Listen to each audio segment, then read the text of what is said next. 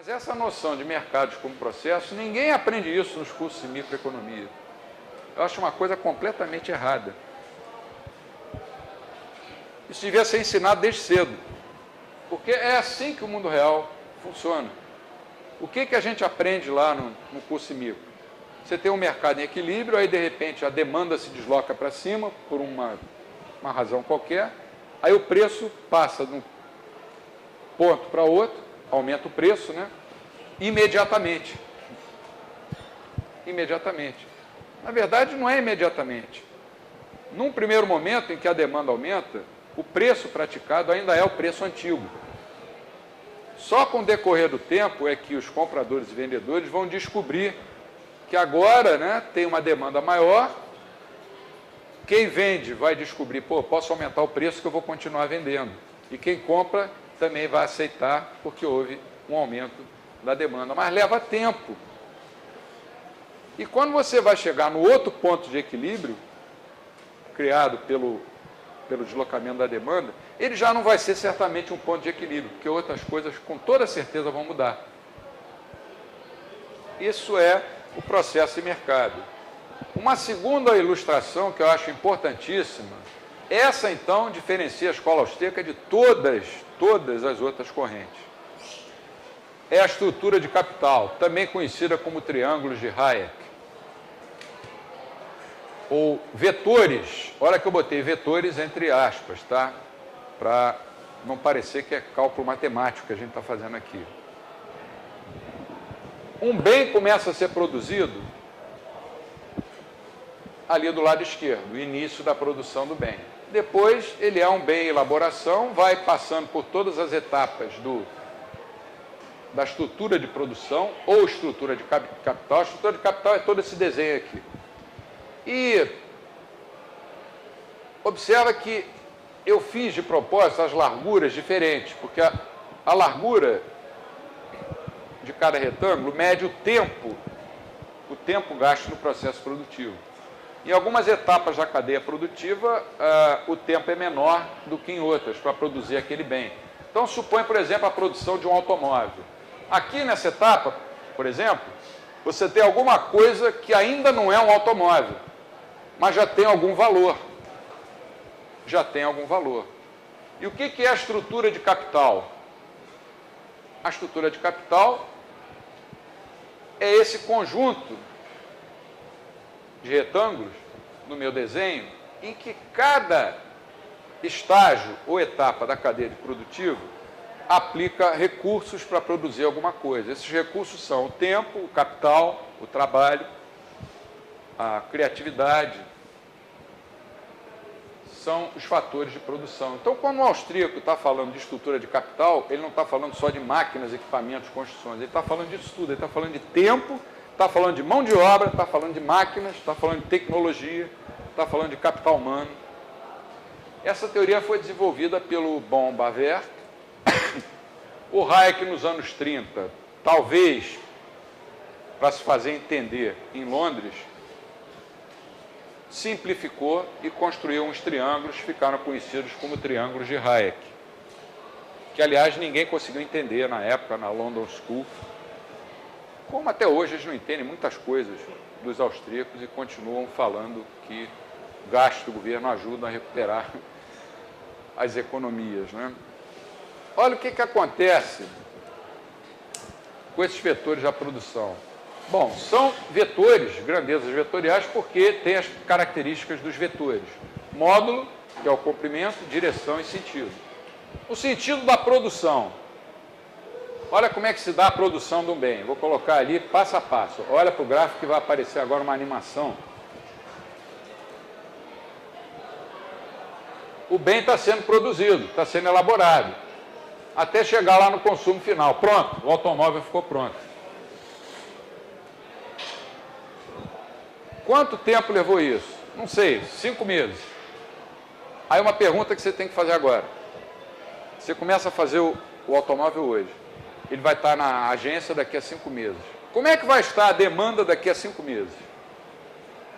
Será que esse carro vai ficar encalhado lá na agência? Ou será que vai faltar carro? Porque está todo mundo querendo comprar. Se ele chegar na agência na hora em que estiver acontecendo a demanda, você diz que está havendo coordenação. Em caso contrário, ausência de coordenação.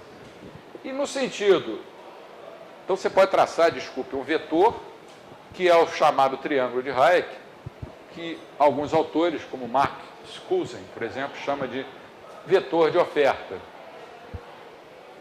Pelo amor de Deus, eu não estou usando matemática, eu só estou ilustrando graficamente um conceito essencialmente austríaco, que é o conceito de estrutura de capital. Nenhuma outra teoria trabalha com estrutura de capital. Nenhum modelo macroeconômico considera variações no estoque de capital. O Keynes conseguiu a grande façanha de tirar da teoria econômica o estudo do capital sem ter substituído por nada. A gente estuda uma teoria econômica capenga desde os anos 30, graças ao senhor John Maynard Keynes. O estoque de capital é constante, é K igual a K0, é um K maiúsculo lá enorme que fica parado o tempo inteiro. E nos modelos macroeconômicos, o PIB, que é outra coisa que não existe, você não vai numa padaria e pede, quero comprar meio quilo de PIB, né? Mas nos modelos macroeconômicos, o PIB só pode aumentar se houver aumento no uso de mão de obra, porque o capital é constante. O capital só vai variar no longo prazo. E, segundo Keynes, no longo prazo estaremos todos mortos.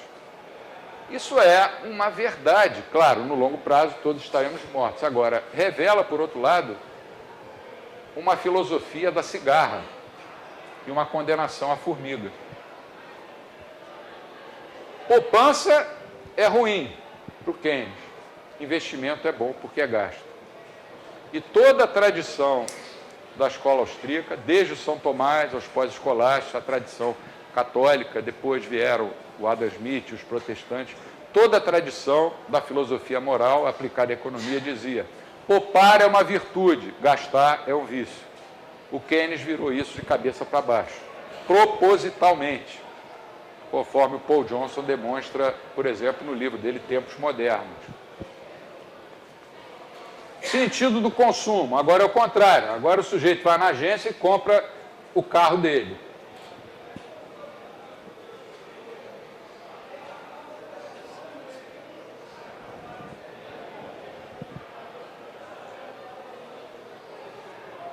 É o contrário.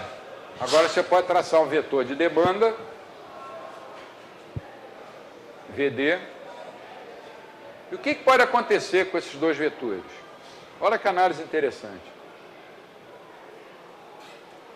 Você tem um vetor de oferta, tem um vetor de demanda.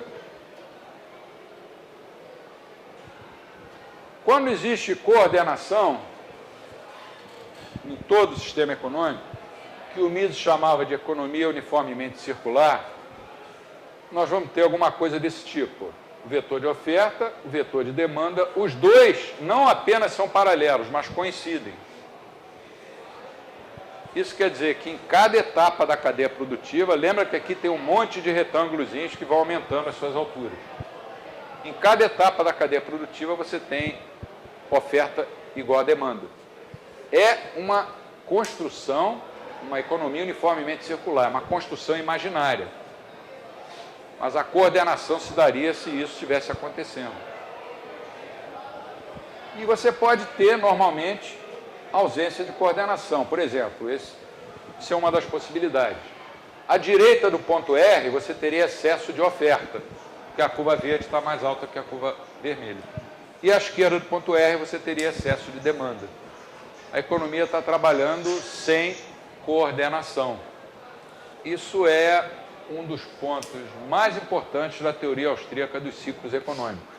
Quando o governo injeta moeda e crédito na economia sem lastro, quer dizer, sem lastro em poupança, ele vai promover uma descoordenação e vai favorecer os setores mais afastados da produção de bens finais. Ele vai estimular investimentos de longo prazo em detrimento de investimentos ou de gastos de curto prazo. E quando ele teima em continuar mantendo essas políticas expansionistas, ele vai perpetuar a recessão e vai acabar gerando inflação. Como dizia o Hayek, você não pode escolher entre comer demais e ter indigestão. Um acarreta o outro. A expansão monetária, quando é permanente e contínua, ela acaba provocando desemprego. O desemprego é uma consequência da expansão monetária. E isso só pode ser compreendido se você vê o mercado como um processo e se você considera o conceito de estrutura de capital da economia, estrutura de produção, que eu tentei desenhar. Nós vamos ter uma aula só sobre a teoria do capital, que talvez venha a ser a aula mais pesada do curso, que é um tema bastante árido, há várias controvérsias. Com isso, eu terminei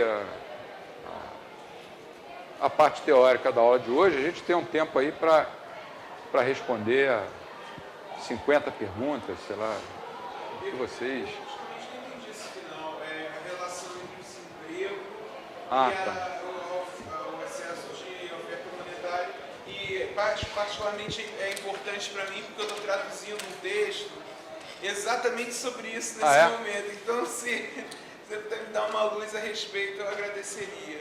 Tá, claro. É até uma antecipação da teoria dos ciclos, que a gente vai ver aqui. A ideia é a seguinte: quando você tem uma expansão de crédito não lastreada em poupança, não aumentou o desejo de poupar vamos usar uma expressão não austríaca, da comunidade. A vontade de poupar, ou na linguagem austríaca, as preferências temporais são as mesmas. Aí o governo emite moeda, achando que vai gerar emprego, que vai ter bons resultados. O que vai acontecer? Você vai criar uma poupança forçada, que é a expressão dos austríacos. Forçada aí é forced saving, não é no sentido de compulsória, não, é no sentido de disfarçada, né, de fantasiada. Essa moeda que entrou na economia, ela parece ser poupança durante algum tempo e ilude os agentes econômicos durante algum tempo. Então, o que vai acontecer? A moeda entra na economia, a taxa de juros vai tender a ser menor. Com a queda da taxa de juros, você tem projetos aqui na cadeia produtiva, deixa eu colocar aqui de novo.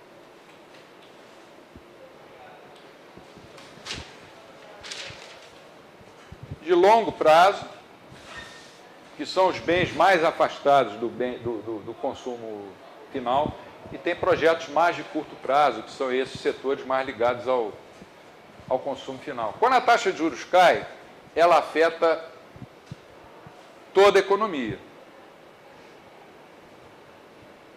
Só que, para os austríacos, e só para os austríacos, ela afeta de uma maneira desigual.